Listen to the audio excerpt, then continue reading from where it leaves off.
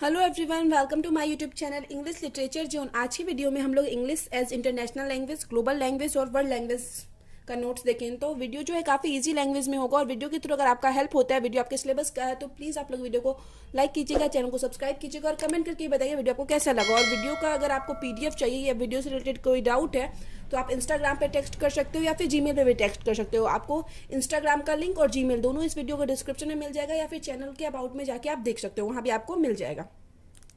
तो ये जो नॉर्मली नोट्स जो है वो 3 से 4 पेज मतलब 4 पेज में है, तो 10 to 12 मार्क्स के लिए काफ़ी है, बट इससे ज़्यादा मार्क्स का आता है तो आपको और इसमें आंसर में और ऐड करना होगा। तो वीडियो शुरू करते हैं। English is the most popular language in the world. World का मतलब सबसे ज़्यादा पॉपुलर लैंग्वेज इंग्लिश है। More than 350 million people around the world speaking English as a first language. मतलब 350 मिलियन से ज़्यादा लोग जो है ना वर्ल्ड के इंग्लिश बोलते हैं एज ए फर्स्ट लैंग्वेज। मतलब उनका जो नॉर्मल कम्युनिकेशन का जो लैंग्वेज होता है वो इंग्लिश होता है। जैसे हम लोग का हिंदी है, वैसे 350 मिलियन से ज़्यादा लोग हैं जो इंग्लिश को इस तरह से यूज़ करते हैं। And more than 430 million speaking it as second language. और 430 मिलियन से ज़्यादा लोग इसको as a second language use करते हैं। सेकेंड लैंग्वेज मीन्स जैसे हम लोग का जो है सेकेंड लैंग्वेज इंग्लिश है, क्योंकि हम लोग नॉर्मली ऑफिशियल वर्क्स या फिर कहीं पे इंटरव्यू इंटरव्यू कुछ राइटिंग करना हो तो उसमें या लिटरेचर पढ़ना हो तो उसमें इंग्लिश यूज़ करते हैं। तो इस वजह से ये जो मेनली हम लोग का सेकेंड लैंग्वेज इंग्लिश आता है।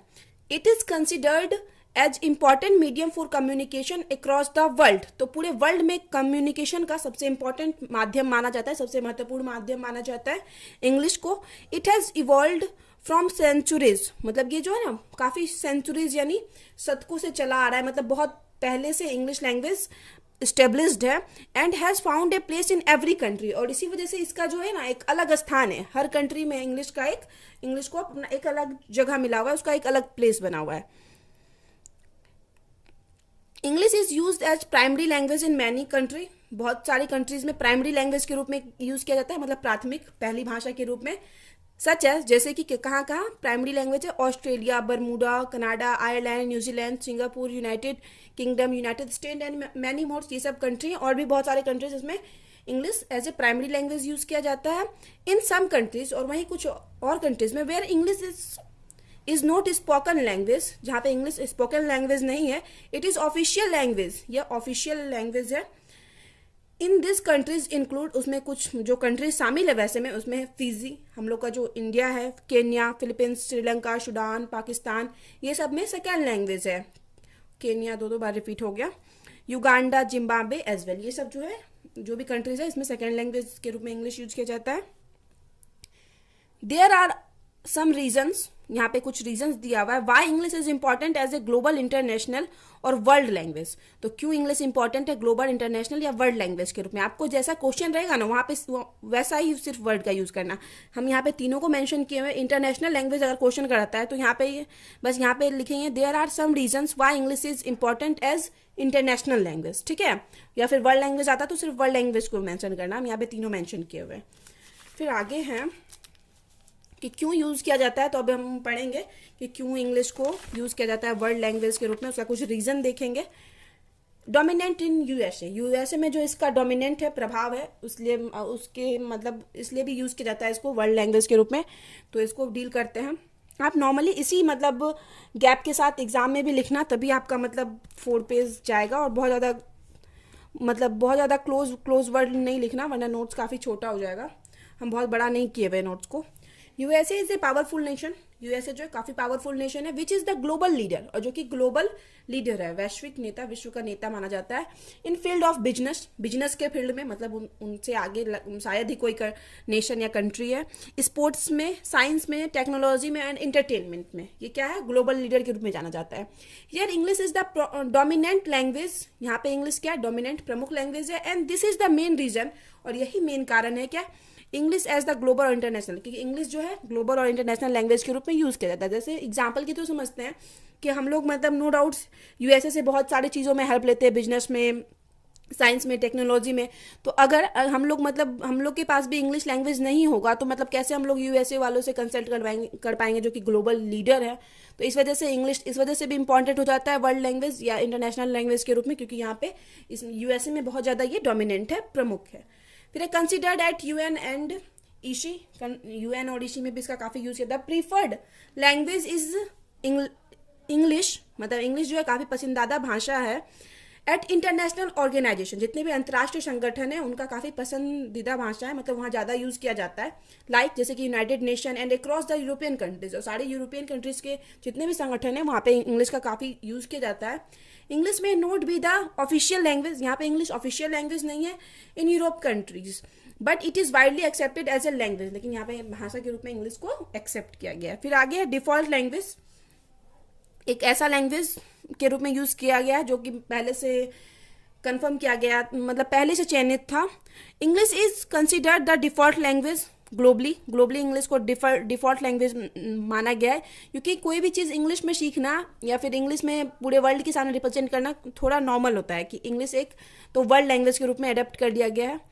इन अकेडमीज में के कोई भी कार्य के लिए इंग्लिश को ग्लोबली मतलब डिफॉल्ट लैंग्वेज के रूप में यूज किया जाता है। साइंस एंड टेक्नोलॉजी के कार्य में, काम में, बिजनेस में, फिल्म एंड म्यूजिक में, news distribution, literature and others, इन सब वजह से कि लिटरेचर में भी इंग्लिश का काफ़ी महत्वपूर्ण स्थान है, तो इस वजह से इंग्लिश को डिफॉल्ट लैंग्वेज भी माना जाता है।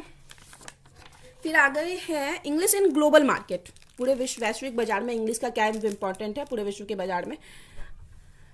The acceptance of international brands, मतलब एक्सेप्टेंस यानी इंटरनेशनल ब्रांड जो भी हैं उसकी स्वीकृति।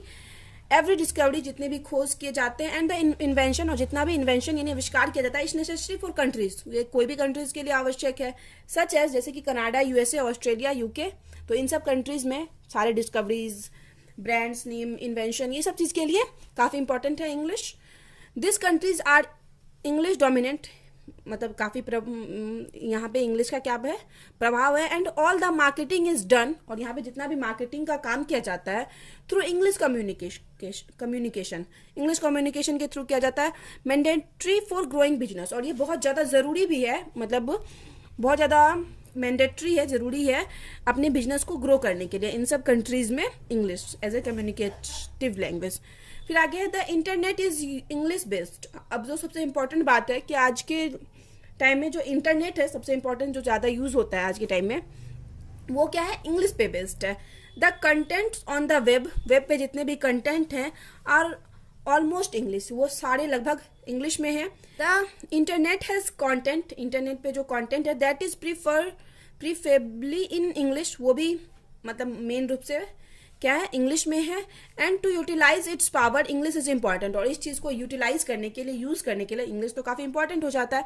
हैंस, हालांकि टू यूज़ द इंटरनेट, मतलब इंटरनेट का यूज़ करने के लिए one must know English at basic level, तो किसी को भी मतलब इंग्लिश इंटरनेट का यूज़ करने के लिए इंग्लिश का बेसिक नॉलेज होना ही चाहिए। फिर आगे है there are also many career option, ढेर सारा करियर ऑप्शन भी है। Which the dominance of English is, जहाँ पे इंग्लिश का प्रभुत्व हम लोग को देखने को मिलता है। सच है, जैसे कि many of the best MBA programs, जितना भी मतलब ज़्यादातर बेस्ट जो MBA प्रोग्राम्स है आर टाउट इन इंग्लिश, उसको इंग्लिश में पढ़ाया जाता है, सिखाया जाता है। मोस्ट मल्टीनेशनल कंपनीज, जो इतनी भी मल्टीनेशनल कंपनीज होती है, required in certain degree of English, English का उन लोगों को कुछ ना कुछ डिग्री कंफर्म चाहिए होता है। So in order to get to position with a top companies, इसलिए अगर हम लोग को पोजीशन चाहिए कोई अच्छे कंपनीज में, टॉप कंपनीज में, more and people are learning English, इस वजह से ज़्यादा लोग क्या कर रहे हैं, इंग्लिश को अडेप्ट कर रहे हैं, इंग्लिश सीख रहे हैं।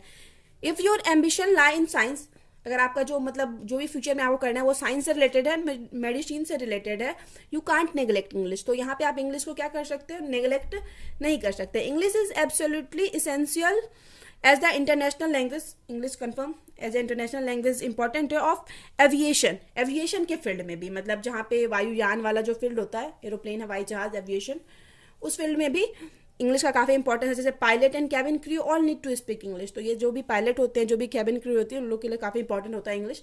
कहीं भी आप नॉर्मली जो भी मतलब एरोप्लेन या फिर एयरफोर्स वाला जो भी जॉब है, या कहीं भी नॉर्मली आप प्राइवेट भी ज्वाइन करते हो, तो वहाँ सबसे पहले आपका क्वेश्चन रहेगा कोई भी इंटरव्यू में क्या कंफर्म आपको इंग्लिश आता है, इंग्लिश में आप कम्युनिकेट कर सकते हो, तभी आपको आगे के प्रोसेस के लिए भेजा जाएगा। तो इस यहाँ पे भी इंग्लिश काफ़ी इंपॉर्टेंट हो जाता है, इंग्लिश में आपको बोलना आना चाहिए, वो भी काफ़ी फ्लुएंटली। फिर आगे जर्नलिस्ट एंड राइटर्स, जर्नलिस्ट और राइटर्स जो है अराउंड द वर्ल्ड, जो कि पूरे वर्ल्ड में are finding a good command, वो भी अपने मतलब good command of English, English पे अच्छा कमांड कर रहे हैं। To be an increasingly useful skill, ताकि उसको अपने स्किल में इंक्रीज कर सके। फिर आगे 10 ऑन ए ग्लोबल स्केल, तो इस तरह से करियर में देख लिया हम लोग कि बहुत ज़्यादा इंपॉर्टेंट है, और भी ढेर सारा करियर आप मेंशन कर सकते हो नोट्स को बड़ा करना है तो। 10 ऑन ए ग्लोबल स्केल, इस तरह से ग्लोबल स्केल पे मतलब वैश्विक पैमाने पे English has the most number of speakers, English का सबसे ज़्यादा बोलने वाले लोग हैं, इंग्लिश बोलने वाले लोग सबसे ज़्यादा है। Who speak English either as first और सेकेंड लैंग्वेज, जो कि इंग्लिश या तो फर्स्ट लैंग्वेज के रूप में यूज़ करते हैं या तो अपने सेकेंड लैंग्वेज के रूप में यूज़ करते हैं। विदाउट ए डाउट, बिना किसी संदेह के, no other language is the world can close to English in term of its eminence popularity. English को जितनी ज़्यादा पॉपुलैरिटी मिली है तो उतना ज़्यादा कोई भी वैसा लैंग्वेज नहीं है जिसको इतनी ज़्यादा पॉपुलैरिटी मिली है। The importance of learn English, English मतलब सीखने का जो इम्पोर्टेंस है इन द करंट वर्ल्ड, अभी के करंट वर्ल्ड में, इज़ वेरी नेसेसरी, काफ़ी जो आवश्यक है for both career and education. मतलब ये इंग्लिश सीखना आज के वर्ल्ड में दोनों के लिए बहुत ज़्यादा इंपॉर्टेंट है, करियर के लिए भी, एजुकेशन के लिए भी। कुछ अच्छा करना है कहीं भी तो आपको दोनों इंग्लिश काफ़ी इंपॉर्टेंट हो जाता है आपके लिए।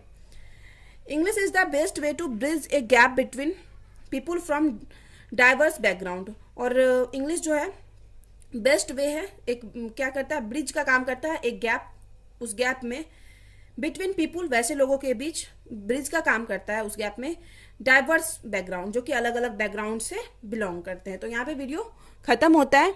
अगर आपको वीडियो अच्छा लगे, वीडियो के थ्रू आपका हेल्प होता है तो प्लीज़ आप लोग वीडियो को लाइक कीजिएगा, चैनल को सब्सक्राइब कीजिएगा और कमेंट करके बताइएगा वीडियो आपको कैसा लगा। मिलते हैं नेक्स्ट वीडियो में नेक्स्ट टॉपिक के साथ।